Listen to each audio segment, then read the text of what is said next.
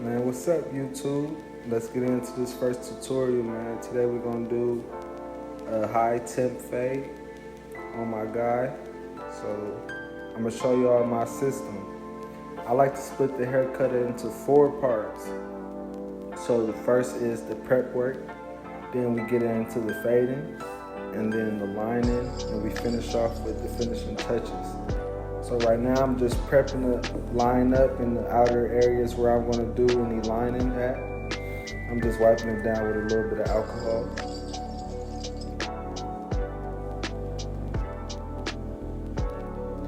And next I just comb everything out and see what's going on with the hair, if he has any calyx, anything like that, any awkward growth patterns.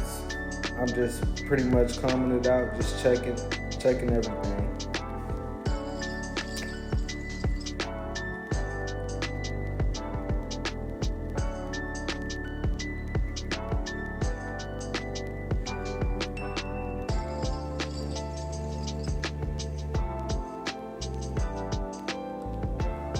So next in our prep work, before we do any fading, we're just laying down our first guideline for all our fading areas.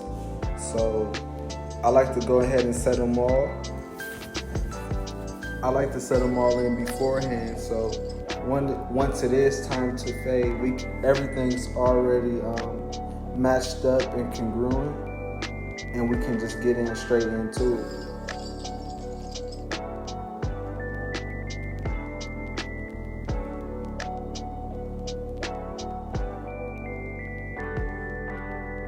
Remember, use references with anything you're doing. So right now, I'm showing you what I'm referencing for the other side. I like to start that beard pretty high for the fade. I like to put that top guideline kind of mid to high ear if I can, depending on the client's preferences. And I like to set, anytime I'm doing a temp fade, I like to set a guideline that gives me space to really work out that fade, regardless if they're getting a high, mid, or low temp fade, just so I have more room to work with and can really stretch out and make the fade pop. And now we just cleaning everything up, making sure it's clean and close to the skin. And now I'm just wiping down the hair with the holding spray. It's really a spritz just to lock the hair in, so when it's time to go and line it up, that everything's already set in stone for us. And yeah, I feel like knocking out all the prep work in the beginning lets you really just flow, because in a barbershop you having different conversations with your clients, maybe a coworker, everybody's just communicating, you know how it is. So I want you to be able to have a system to where you don't even gotta think too much and you just flowing. So after you do your consultation and you agree, you and the client come to an agreement on the look they're looking for, and you put the prep work in, everything after that is just faded and lining. So now we're getting into our fade work. I like to start with the half guard on my clipper and put it all the way closed, just to set in the first guideline, so I can come under that with no guard. And I could use no guard right now all the way open, but I like to have a transition to where when I go through my steps, I end with that same half, so it should fade pretty nicely. So now we jump down, and remember, we put our first initial guideline in with the clipper closed. So now we started back with the clipper closed, and we're flicking up about halfway into that fade and opening up our lever and flicking up a little more. We don't necessarily want to touch that line we put in with our half guard closed. We want to try to stay under that as much as possible and just flick up to it, so we don't defeat the purpose of even putting that half. So it might look like I'm going pretty close, but I'm really kind of flicking past it, so I don't necessarily touch that bottom line.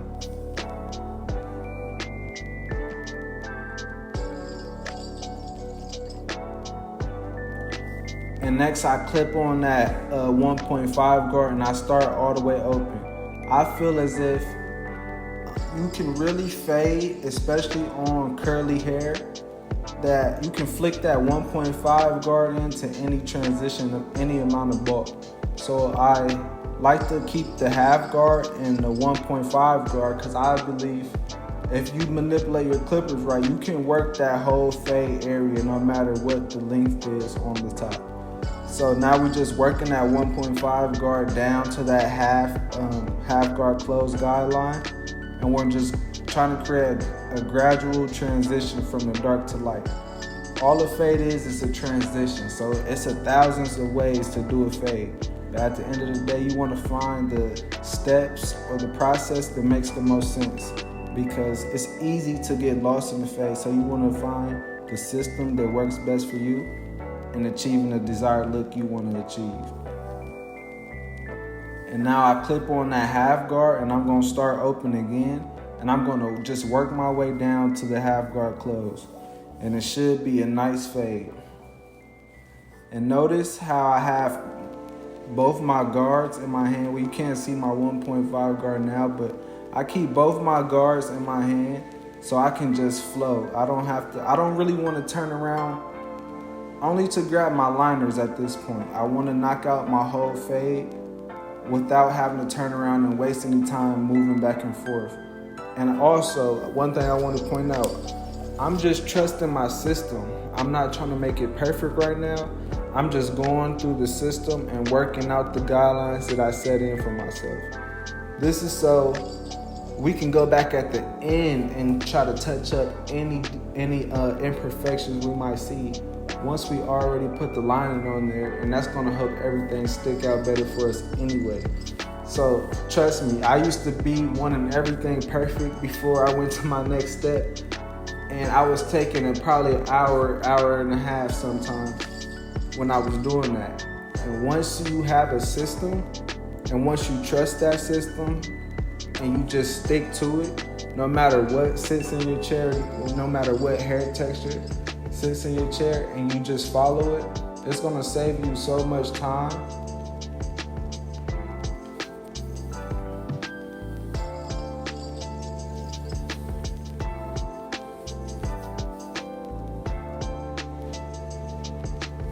So for the top of the beard, I'm really just gradually, I have that clipper open, no guard open, and I'm just trying to make a small transition with that. I'm not trying to go dig into the beard. I want to keep the beard as full as possible. So I'm kind of just going with the grain with the clipper open, no guard. So then I can turn around and work it out, that top line with the beard, that top line with no guard closed, so I can work that out from open to close, because I don't really want to use too much guards in the beard. I like to keep the beard as full as possible. And then I throw on my 1.5 again. I'm just working my way back down. I repeat all the same steps.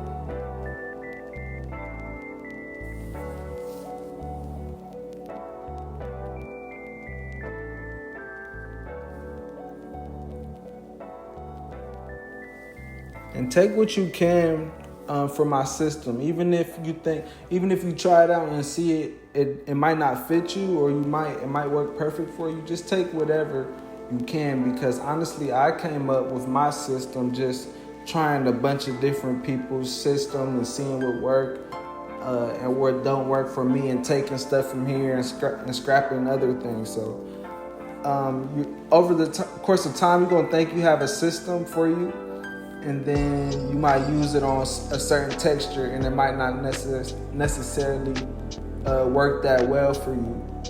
So over time, you're gonna fine tune your system.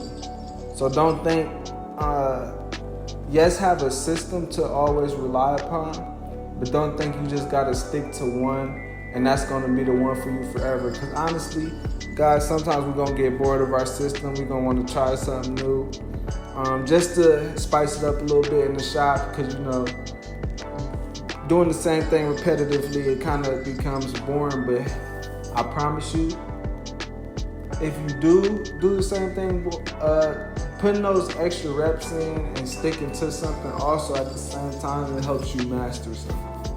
So I like to do this method on straight hair, on curly hair, on coarse hair. It doesn't really matter. I feel like I can achieve a nice blend with this method.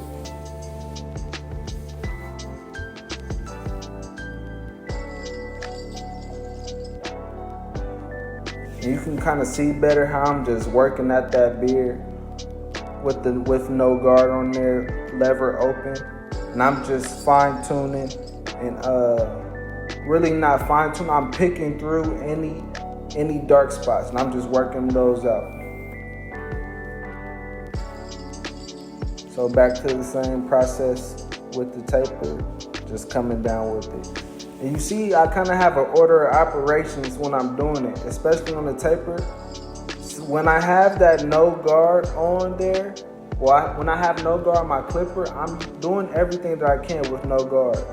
Once I put that 1.5 guard on there, I'm doing what I can with the 1.5 guard. So that's why you kind of see me flick out that bottom line and then go to the beard and fade that out, because I already had no guard on there. So I tried to knock out anything I could with what I had going on already.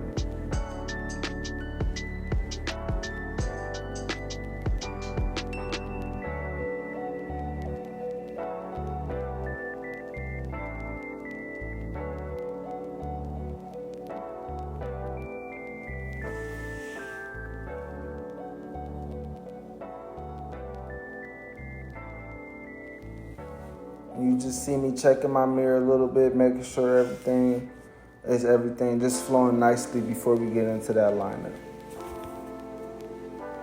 And that's a little trick just to get any overhanging hairs you might see. You can kind of just tilt your comb a little bit and brush through it with either your clipper or your liner.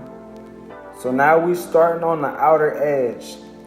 We're looking at where that line naturally wants to go. You don't want to push somebody. You don't want to push somebody back anywhere. When you, especially in the back, you don't want to have push somebody's neckline in further than it needs to go. You want your client's hair to grow back pretty good, so it's already a good foundation when they come back the next time.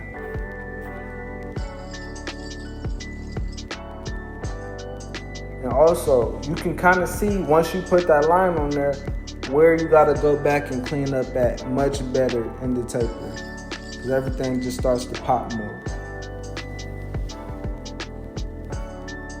The same thing with the beard, just keeping everything at its outer edge, trying to keep it sharp, but also keep it full as possible. And the trick you see me do there is a little pencil trick just to add a little more pop.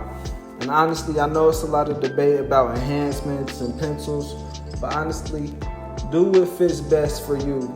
And especially if your client respects what you're doing. You might have some clients like, hey man, I might not want you to use the pencil or no enhancements. Okay, of course. But if they don't mind, we're all trying to achieve the same thing at the end of the day. We want our haircut and our client to be as sharp as possible when they get up out the chair. So if you like to use enhancements or pencils, make sure you understand the foundation first, but also keep in mind, don't listen to any outsider speaking. At the end of the day, that's between you and your client.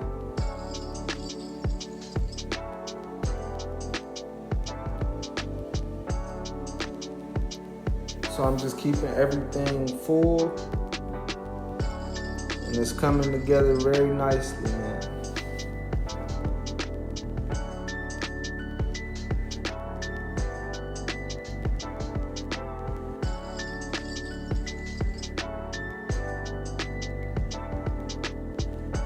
So when we look at the lineup, I like to use the same references, just like setting up for my taper. I like to lay down the foundation for my lineup. So I'm just going over the front line, making sure everything's clean. And I'm going to start with the vertical bars on the side. I'm going to see which one is popping to me the most for the vertical bars. And I'm going to start over there, and I'm going to match the other side to that. And that's going to make that front line up pop out real nice for you.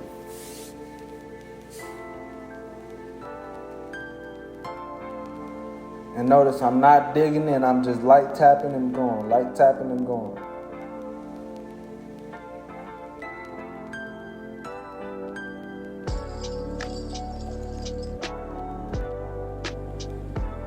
And when doing this method, make sure you don't go up too high, because you don't want to go past where that front line naturally wants to go.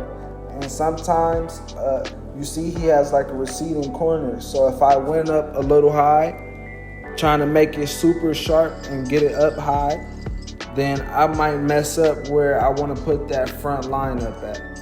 So just make sure when you're laying them vertical bars in there that you're not going up high, but you also stand at the furthest point out. You can kind of see, just looking at the front now, where we need to place this front line. And I like to start dead in the center and just walk it back and forth, like you visualizing where those corners are going to be sharp at. I laid down that middle, and now I'm just walking it slowly to the right, walking it slowly to the left. And look at it. This is not two times speed or slow down. I'm not messing with no timing right now. I'm just showing y'all, when you're doing this lineup, you just want to take your time, man.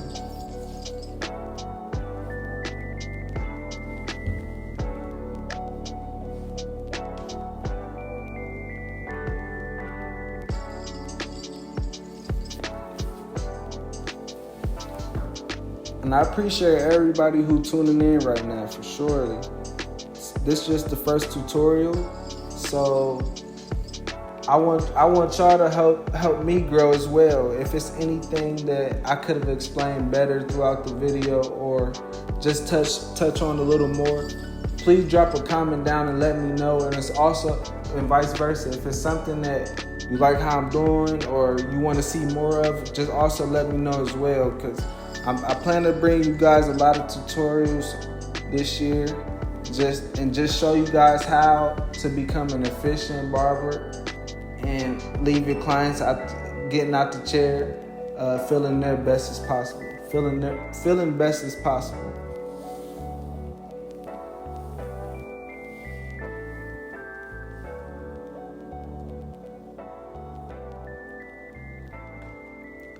Now we're just applying a little bit of enhancements. We want to give it a nice pop. This client does prefer enhancements.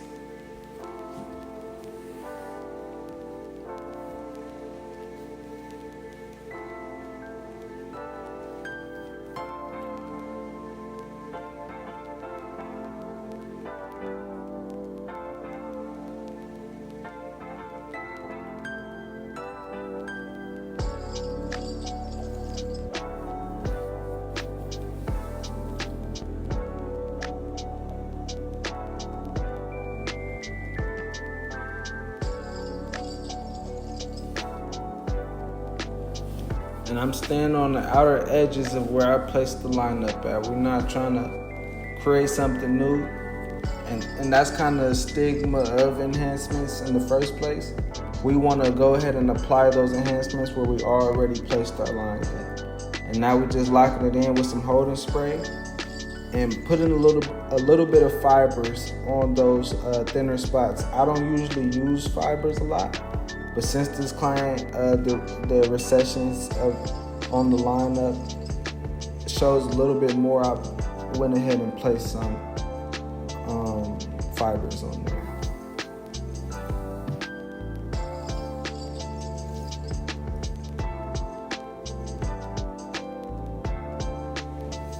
And while I let that lock in, let the holding spray lock in, I like to go ahead and jump down to the beard and line that up, set the foundation. So then we can just go back and sharpen up that lineup and knock out everything with a razor, and then that's gonna be the cut. So now we just laying the groundwork with the beard. Same thing like I told you with the lineup. We just want to keep everything full, where it naturally wants to go. And the client does like that beard to connect at the corner of the lip. If you see where I'm connecting it to that mustache.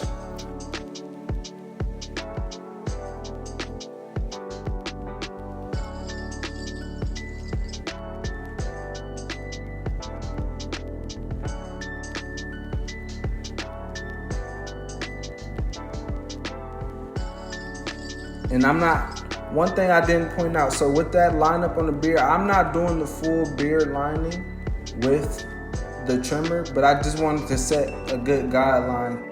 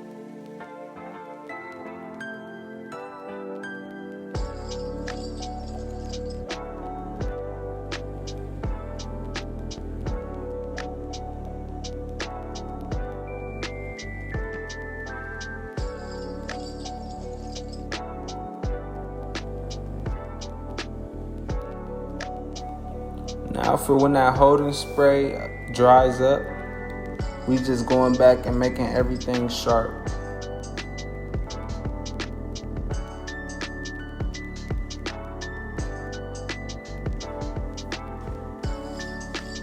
You can see everything nicely coming together right now.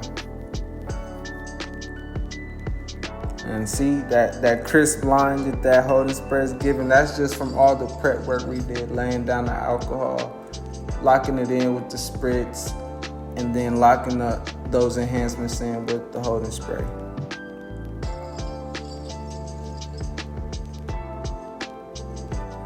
And we're getting any extra hair or fibers up off the forehead.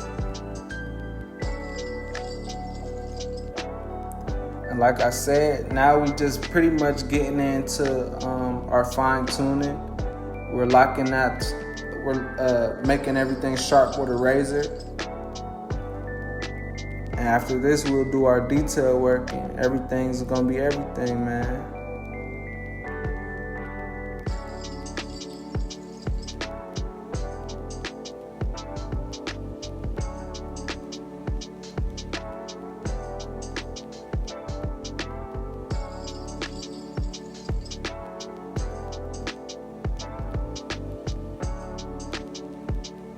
And anytime you're using a razor, you want to make sure you're stretching the skin, because obviously the razor blades are pretty sharp and you don't want to nick the client. Granted, none of us are perfect, so it happens all the time, trust me.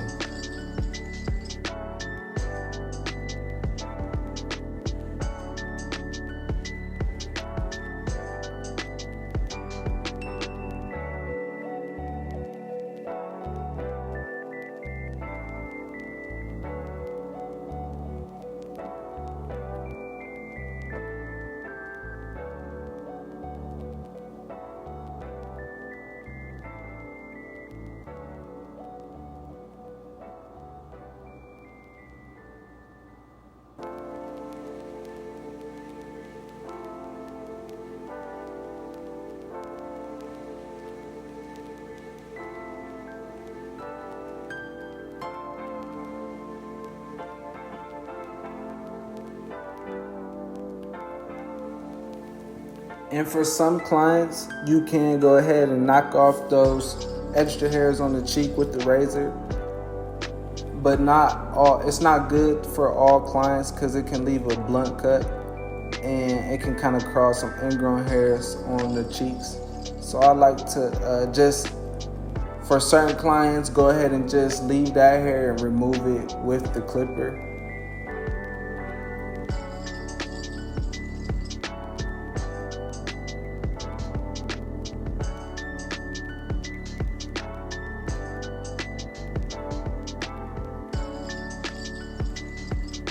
But that's pretty much the cut, man. After this, I'm gonna go back and just do any detail work. And if this client had a certain type of hair texture, you might do some styling, or a hair type, or you might go back and do some styling here. But that's pretty much the cut. We gave my guy a high taper. And let me know what you guys think. Let me know what type of haircut tutorials you want to see, or transformations. It's a lot coming, so yes, sir.